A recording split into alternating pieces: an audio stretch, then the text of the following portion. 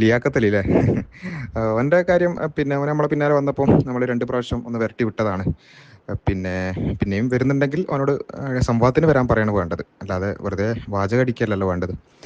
സംവാദത്തിന് വരാൻ പറയാം. ഇപ്പോൾ ആദ്യത്തെ ഒരു വിഷയം ഉണ്ടായിരുന്നു.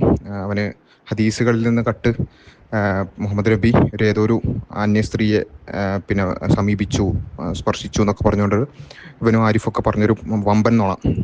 അത് നമ്മൾ പിടിച്ചു, നല്ലോണം ഇളക്കി വിട്ടു. അപ്പോൾ ഇവന് ശരിക്കും പെട്ടു. തബക്കാത്തും ഹദീസുകളും ജമ്മും ഒക്കെ ആയിട്ട് ആകെപ്പെട്ടു. അന്ന് നമ്മൾ ഓൺലൈൻ സംവാദത്തിന് വെല്ലുവിളിച്ചാണ്, ലിങ്കൊക്കെ അയച്ചു കൊടുത്താണ് കയറിയില്ല. പിന്നെയും ഓൻ്റെ ചാനലിരുന്നിട്ട് മണിക്കൂറുകളോളം പിന്നെ വർത്തമാനം പറയാമെന്നല്ലാതെ ഇങ്ങോട്ട് വരുന്നില്ല. പിന്നെ അതങ്ങനെ പോയി, സംഭവത്തിന് വന്നില്ല.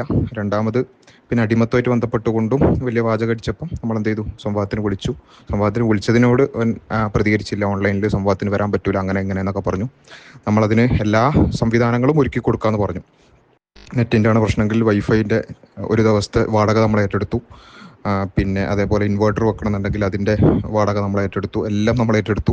ഇനി അതല്ല, ഒരു ദിവസം ലൈവ് നടത്തുമ്പം അതിൻ്റെ വരുമാനം പോകുന്നതാണെങ്കിൽ അതിനൊരു 500 റുപ്യ നമ്മൾ പറഞ്ഞു, അതും കൊടുക്കാമെന്ന് പറഞ്ഞു. അപ്പം അങ്ങനെ എല്ലാ നിലക്കും അവനക്ക് എന്ത് നഷ്ടം ഉണ്ടെങ്കിലും അതൊക്കെ റെഡിയാക്കി കൊടുക്കാമെന്ന് പറഞ്ഞു. ഒരു പ്രശ്നമില്ലാതെ തുല്യ സമയം വെച്ചിട്ട് സംഭവത്തിന് വിളിച്ചു, വന്നില്ല.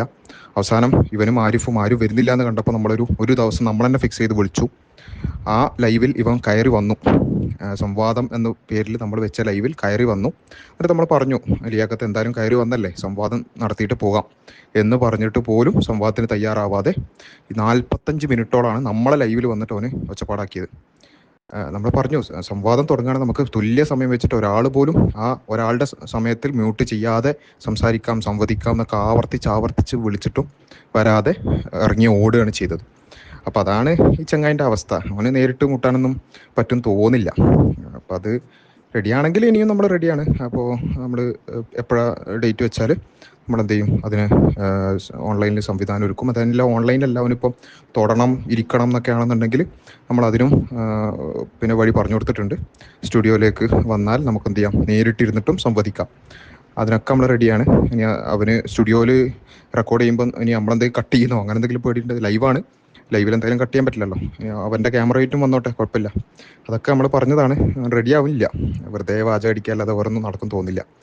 അപ്പോൾ ഇപ്പം ധൈര്യം വന്നിട്ടുണ്ടെങ്കിൽ വരാൻ പറയാം, പക്ഷേ അത് നമുക്ക് നോക്കാം. പിന്നെ നമ്മൾ ഓഫ്ലൈൻ ഡിബേറ്റ് ആണെന്നുണ്ടെങ്കിൽ നമ്മൾ ആദ്യം പറഞ്ഞതാണ്. ഈ ജബ്ബാറിനെ നമ്മൾ കുറേ കാലമായി പല വിഷയങ്ങളിലായിട്ട് വിളിക്കുന്നത്. ഈ ജബ്ബാർ വരുന്നില്ല, രവീന്ദ്രൻ വരുന്നില്ല. അപ്പോൾ ഇവരെ ഈ മെയിൻ ആൾക്കാരിൽ ശ്രദ്ധ തിരിച്ചിടാൻ വേണ്ടിയിട്ടുള്ള ഓരോ പരിപാടിയാണ് ഈ ചെറിയ ആൾക്കാരെ കൊണ്ട് വെല്ലുവിളിപ്പിക്കുക ഓഫ്ലൈൻ ഡിബേറ്റിന്. നമ്മൾ പറഞ്ഞതാണ്, ഓഫ്ലൈൻ ഡിബേറ്റാണ്, ജബ്ബാർ വരട്ടെ അല്ലെങ്കിൽ രവീന്ദ്രൻ വരട്ടെ. അപ്പോൾ അതിന് അവർ തയ്യാറാവാതെ വലിയ ആൾക്കാർ മാളത്തിൽ ഒളിച്ചിട്ട് ചെറിയ പീക്കിരികളെ അയച്ചിട്ട് ആ പരിപാടി നടക്കൂല. അപ്പോൾ ഓഫ്ലൈൻ ഡിബേറ്റ് ആകുമ്പോൾ അതിന് അതിൻ്റേതായ കുറച്ചൊരു എന്തെങ്കിലും കാമ്പുള്ള ആൾ വേണം. ഓൺലൈൻ ഡിബേറ്റിന് പോലും ധൈര്യം ഇല്ലാത്ത ഒരാളെ പിന്നെ ഓഫ്ലൈൻ ഡിബേറ്റിന് അതിൻ്റെ ഒന്നും ആവശ്യമില്ല. അങ്ങനെ ഒരു സ്ഥാനം കൊടുക്കേണ്ടതോ അങ്ങനെ ഒരു പരിഗണന കൊടുക്കേണ്ടതോ ഒരു ആവശ്യമില്ല.